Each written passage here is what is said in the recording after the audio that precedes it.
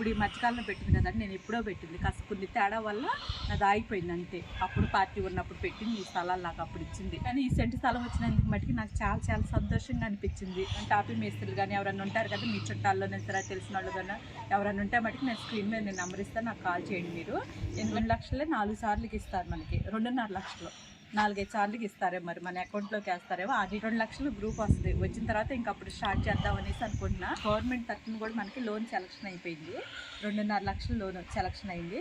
అందు గురించి ఇంక ఇప్పుడు వీడియో చేస్తున్నాను. ఇంకా కన్ఫర్మ్ అయినట్టే కదా, గవర్నమెంట్ దాంట్లోకి ఎక్కినట్టే కదా మన స్థలం అని చెప్పేసి ఆ నమ్మకంతో నేను వీడియో చేస్తానండి. నీకు ఈ సెంట్ స్థలమే మనకు వచ్చేసి జగనన్న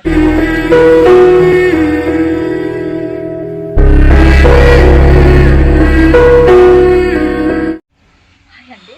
నేనైతే ఇంతకుముందు కూడా వీడియో చేస్తాను కదా, నేను జగనన్న కాలనీలో ఉన్నాను. మన సెంట్ స్థలం గురించి ఇంతకుముందు పట్టకాతం కూడా ఏమీ రాలేదు అది ఇది అని అన్నాం కదా, ఆ పట్టకాతం గురించి అండి. ఇప్పుడైతే మన పట్టకాతం ఇప్పుడో వచ్చింది, కానీ నాకు కన్ఫర్మ్ లేదు, నమ్మకం లేక ఇన్ని రోజుల నుంచి నేను మోసపోయి ఉన్నా కదా, ఆ నమ్మకం లేకనే నేను ఈ వీడియో కూడా నేను చేయదలుచుకున్నాను. పట్టకాతం వచ్చిన తర్వాత కూడా వచ్చి కూడా 5-6 నెలలు అవుతుంది కదా, అందుకే నేను చేయలేదు. ఇప్పుడు వచ్చేసి మనకి గవర్నమెంట్ తరఫున కూడా మనకి లోన్ సెలక్షన్ అయిపోయింది, 2.5 లక్షల లోన్ సెలక్షన్ అయింది.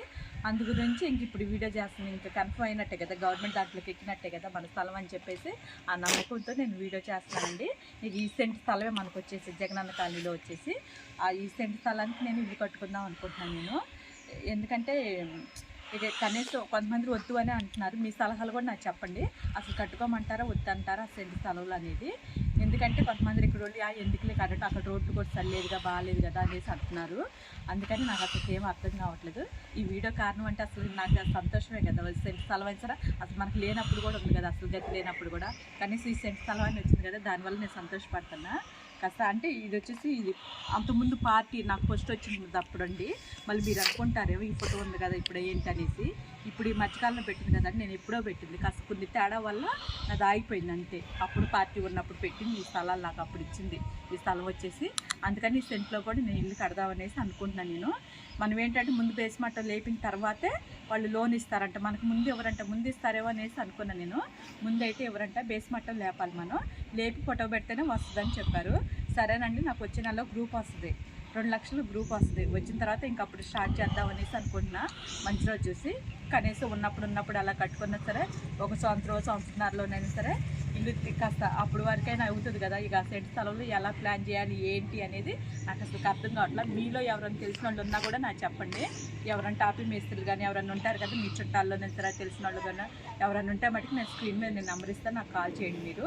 ఎందుకంటే ఆ సెంటులో ఎలా కట్టాలి, మనకి ఎలా సరిపోతుంది.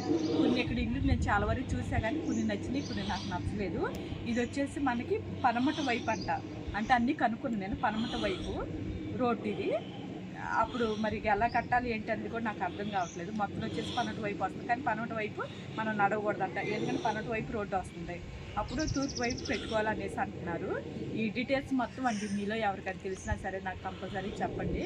ఎందుకంటే మనం ఫస్ట్ సారి కదా మనం ఇల్లు కట్టుకోవటం, మనకు అనుభవం లేదు అసలుకి. వీటి గురించి నేను విన్నది లేదు చూసింది లేదు, అందుకనే నేను ఈ వీడియో చేస్తున్నా. కాస్త మీకు తెలిసిన వాళ్ళు ఎవరన్నా సరే నాకు చెప్పేసేయండి. అసలు ఎంత బడ్జెట్ అవుతుంది ఏంటి అంటే, టాపీ మేస్త్రికి అయితే ఐడియా ఉంటుంది కదా, కొంతమంది ఎక్కువ చెప్తున్నారు, కొంతమంది తక్కువ చెప్తున్నారు.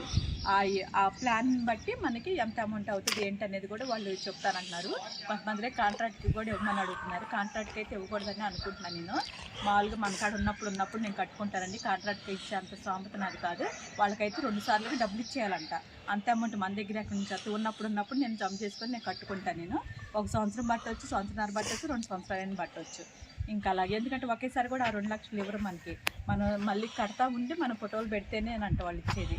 ఆ 2 లక్షలే 4 సార్లకి ఇస్తారు మనకి, 2.5 లక్షలు 4-5 సార్లకి ఇస్తారేమో, మరి మన అకౌంట్లోకి వేస్తారేమో. ఆ డీటెయిల్స్ కూడా నాకు అంతగా పూర్తిగా తెలియదండి. కానీ ఈ సెంటు స్థలం వచ్చినందుకు మటుకు నాకు చాలా చాలా సంతోషంగా అనిపించింది. ఈ సెంటు స్థలం కోసం ఎన్ని కష్టాలు పడ్డానో నాకే తెలియదు అసలుకి.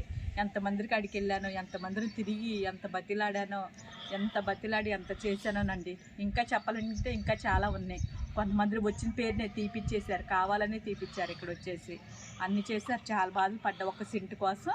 ఎన్ని సంవత్సరం 10 సంవత్సరాల నుంచి నేను ఒక సెంటు కోసం అలా తిప్పబడి వచ్చి పోయి మళ్ళీ పెట్టడం అలా చేసిన తర్వాత మళ్ళీ నేను పెట్టిన తర్వాత కూడా నాకు పట్టకత్తి ఇవ్వకుండా చేశారు. తీసుకున్న వాళ్ళ కాడ ఉందో లేదో మనకైతే పాపం పన్ను తెలియదు, కానీ నా చేతి పట్టకత్తి స్థలం చూపించేసి దానివల్ల ఇన్ని సంవత్సరాలు పట్టింది నాకు. ఈ పార్టీ వచ్చి ఎన్నాళ్ళు అవుతుందో 2.5 సంవత్సరాలు అయిందా, 2 అయిందో 3 సంవత్సరాలు అయిందో, నాకు అది కూడా గుర్తులేదు. అప్పటి నుంచి నేను పోరాడుతున్నా, నా పట్టా కాత్రం ఇవ్వండి అంటే 5 నెలల క్రితం నాడు ఇచ్చారు ఈ పట్టా కాత్రం వచ్చేసి నాకు. అది అండి. నచ్చితే లైక్ చేయండి.